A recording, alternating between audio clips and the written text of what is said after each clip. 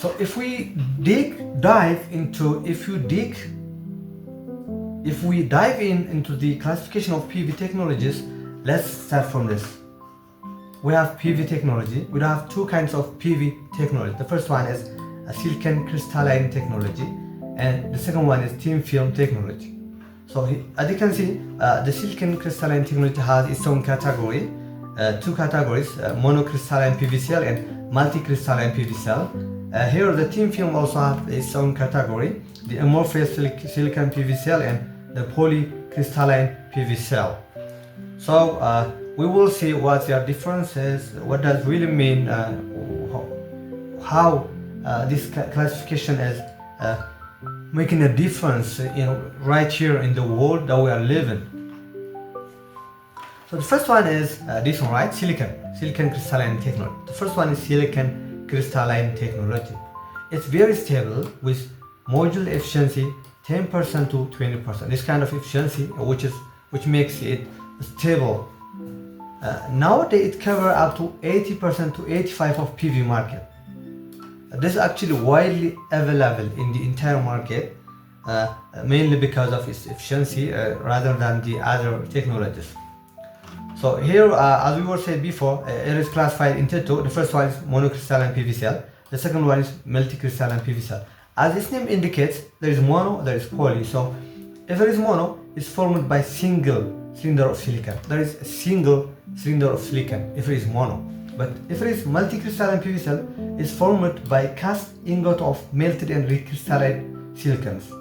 You have to cast the ingot of the melted and recrystallized silicons. This is the main difference. And if we see the efficiency, this one is up to 15% and this one is up to 12%, right?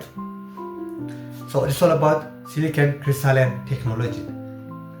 So if we're talking about the advantage and disadvantage, silicon is abundant and non-toxic.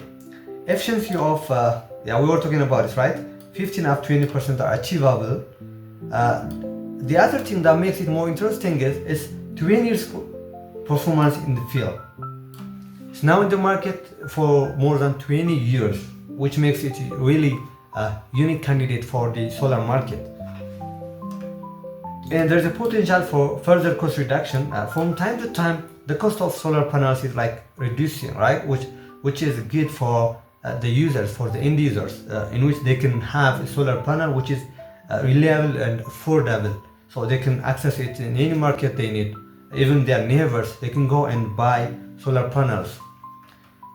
Costs are higher than desired. Sometimes the costs are higher than desired.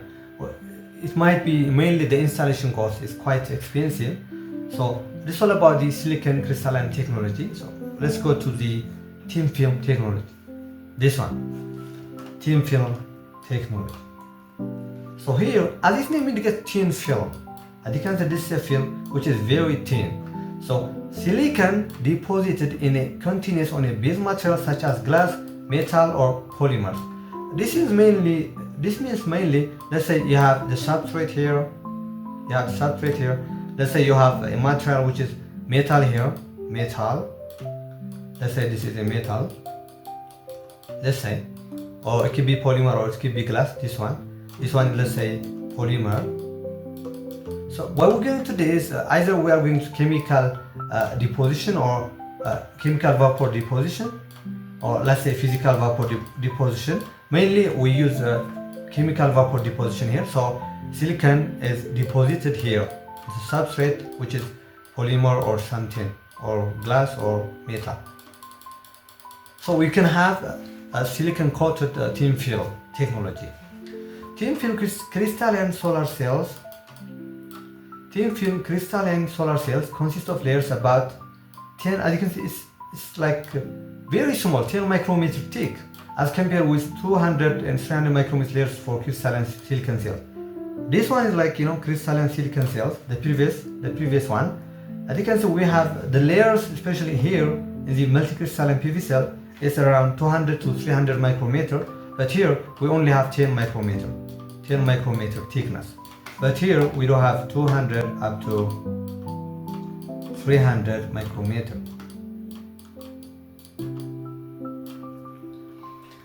Okay, let's see what is the advantage and what is the disadvantage. So here we have lower cost substrate and fabrication process. It's good actually. The thing is, if you want to fabricate in mass, like it could be hard for you this kind of method. And the other thing is it's not stable. It's not very stable. We were saying this one is stable. That's why they are still in the market. But this one is like it's not very stable.